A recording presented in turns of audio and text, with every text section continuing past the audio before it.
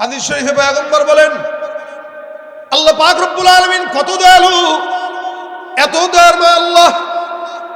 বনি ইসরাইলের জামানার একজন আল্লাহর বান্দা 99টা হত্যা করলো, খুন, 1টা 2টা 3টা 4টা 5টা করে করে 99টা খুন।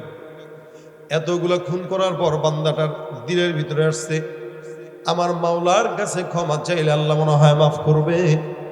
এই কারণে আল্লাহর বান্দাটা দৌড়তে দৌড়তে একজন আবেদের কাছে যায়, ডাক দেয়া কয়, হুজুর আমি আমার জীবনে এমন কোনো গুনাহ নাই যে এই গুনাহ করি নাই, আল্লাহর কাছে যদি ক্ষমা চাই আল্লাহ পাক মাফ করবে কিনা একটু আমাকে বলেন। আবেদ ডাক দেয়া বলতেছে, না না, আমার মতো একজন আবেদ সারাদিন রোজা রাখি, রাতের বেলা ইবাদত করি, জিকির আজকার করি, দান সদকা করি, এত নেকি করার পরও আল্লাহ যে ক্ষমা করবে এটার কোনো গ্যারান্টি পাই না। আর তুমি 99টা খুন করার পর আল্লাহর কাছে মাফ চাইতে আসছো, এত সোজা, ভাগো এখান থেকে, কোনো ক্ষমা নাই। 99টা হত্যা এত সহজ না। করছেন আপনারা? করছেন কেউ? রায়পুরার মানুষ কেউ কাউরে খুন করেন নাই? একটা করছেন নি? না না, একটা করলে হুজুর করলে কি আর কয় এগুলা মানুষের সামনে? এটা কি কর জিনিস? খবরদার, এই যে মারামারি, একটা এক দলের সঙ্গে এক দল, এক গ্রামের সাথে এক গ্রাম, এইগুলো কোনোদিন এগুলোর পিছনে দৌড়ায় নিজেকে জালেম হিসেবে পরিচিত করবেন না ইনশাআল্লাহ। এগুলো থেকে হেফাজত থাকবেন, পারবেন তো ইনশাআল্লাহ? এখন এই লোকটা 99টা খুন করছে, 99টা খুন করার পরে এবার গেছে, এই বেটা কয়, এই মিয়া এতগুলা খুন করে মাফ চাইতে আসছো, কোনো ক্ষমা নাই, যাও ভাগো। আল্লাহর বান্দা কয়, এই কয় কি রে, মাফ বলে পাবো না? আমার আজ চিনস্তি, আমি সন্ত্রাসী, আমি এলাকার, মনে করেন সন্ত্রাসীদের নাম আছে না, কানা জগলু, এরপরে কান কাটা, আবার কি কয় নাক কাটা, অমুক, মানে এদের একটা দাম থাকে আলাদা। এবার নিজের পরিচয় দিচ্ছে, আমি কিন্তু 99টা খুনের মালিক, তুই আমার যে কইলি আমি ক্ষমা পাবো না, কোন সাহসে বললি বল? মিয়া আল্লাহর এত কাম কাজ নাই মনে হয় তোমার ক্ষমা করার লেগে বসে রয়েছে বেটা, আমি ইবাদত বন্দেগী 24 ঘন্টা করে, আমিও যে ক্ষমা পাবো এটার কোনো গ্যারান্টি নেই, তুমি কেমনে ক্ষমা পাবো? যাও ভাগো। বেচারা কয়, মোল্লা কয় কি, মাফ যদি না পাই তাহলে মোল্লার লেখা দরকার আছে? ভাবছিলাম একটু মাফ টাফ চেয়ে গুনাহ ক্ষমা করে ফেলবো, এই কয় আমি মাফই পাবো না, তাহলে তোর ভালো হওয়া দরকার নেই, নতুন করে তোমার দিয়ে শুরু করি। পকেটের ভিতরে ছুরি ছিল, দিছে হুজুরের পেটের ভিতরে ঢুকা, যা খালাস। আগে ছিল 99টা, এখন সেঞ্চুরি কয় না এটা রে। হায় হায় হায়, এবার ছুরিটা ঢুকাই দিয়ে বের করে, হাই হাই কি করলাম, কি রে, এর কাছে তো মানুষ মারা পিঁপড়া মারার মতো, বুঝলেন? 100টা খুন করছে, তার মানে নিশ্চিত এটা ফাঁসির আসামি। এখন এটারে খুন করে আল্লাহ রে কি করলাম, হাতে ছুরি থাকলেই মারতে মন চায়, যা ছুরিটাই ফেলাই দেবো, আর কারো মারবো না, এই ওয়াদা করলাম।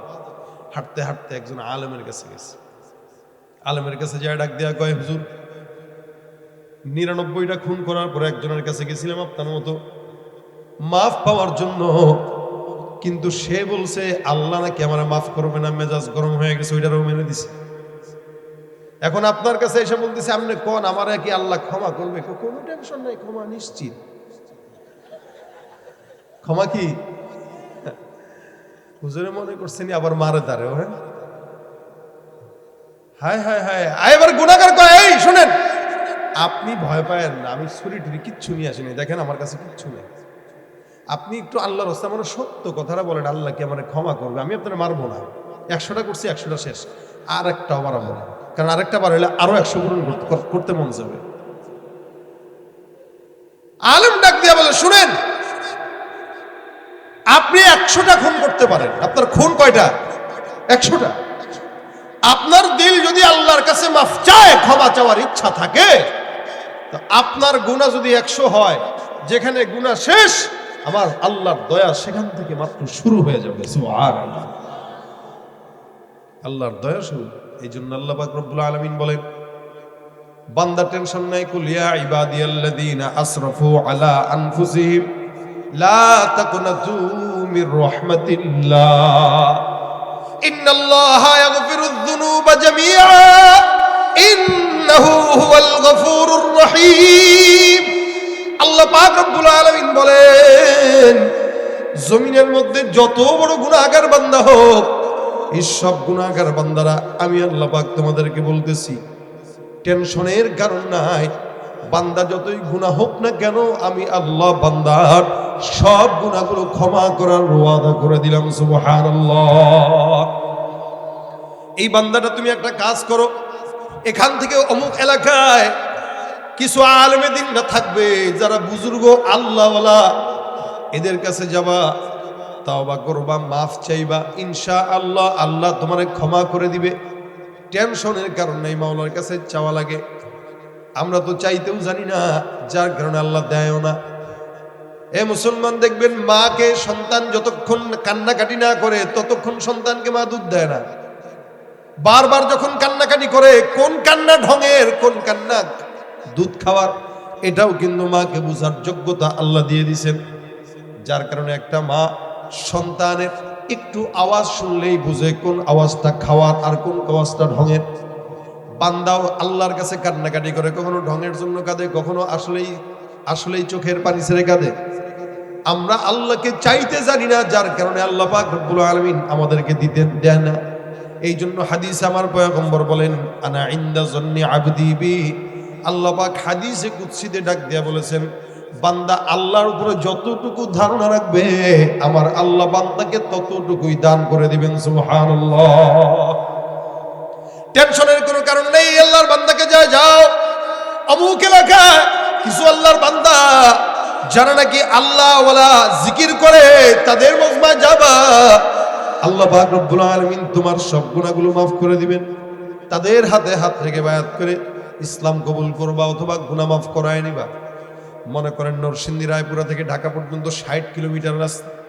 এই আল্লাহর বান্দা বাসায় আসলো, গোসল করলো, সুন্দর করে আতর টাতর মাখলো, আল্লাহর বান্দা রওনা হয়ে গেছে মাফ চাওয়ার জন্য। 60 কিলোমিটার রাস্তা যাওয়া দরকার, মাত্র যেতে যেতে যেতে যেতে 10 কিলোমিটার রাস্তা গেল। 10 কিলোমিটার রাস্তা যাওয়ার পর আমার আল্লাহ কয়, হে ফেরেশতা, এই বান্দাটা তাওবার জন্য রওনা হয়ে গেল, বান্দাটার হায়াত তো শেষ। আমি আল্লাহ ঘোষণা করলাম, যাও জানটা কবজ করে নিয়ে আসো।